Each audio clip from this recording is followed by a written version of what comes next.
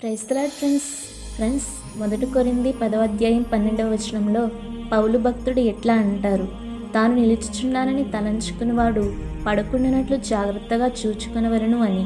Friends, ఒక క్రైస్తవుడు ఆధ్యాత్మికంగా పడిపోవడానికి ప్రధాన కారణం గర్వం. కొంతమంది ఇలా ఆలోచిస్తారు, నేను పాటలు చాలా బాగా పాడగలను, వాక్యం బాగా చదవగలను, ప్రార్థన బాగా చేయగలను, నన్ను మించిన వారు లేరు అని. అట్లాంటి ఆధిక్యతను మనం కలిగి ఉంటే వాటిని బట్టి ప్రభువుని కనపరిచే వారముగా ఉండాలి, కానీ గర్వించే వారముగా ఉండకూడదండి. మనకు ఎంత తెలిసినా భయంకరమైన పాపంలో ఈజీగా పడిపోయే అవకాశం తప్పక ఉంటుంది. ఎప్పుడూ మన బలహీనతలను గుర్తిస్తూ ప్రభువులో బలాన్ని పుంజుకుంటూ ఉండాలి, కానీ నాకు దేవుని గురించి అంతా తెలుసని అనుకోకూడదు. నిజం చెప్పాలంటే అలా మాట్లాడి వారికే ఏమీ తెలియదని అర్థం. ఒక వయసు వచ్చేసరికి మన శారీరక ఎదుగుదల ఆగిపోవచ్చు, కానీ మన ఆధ్యాత్మిక ఎదుగుదల అనేది జీవితాంతం కొనసాగుతూ ఉండాలి ఫ్రెండ్స్.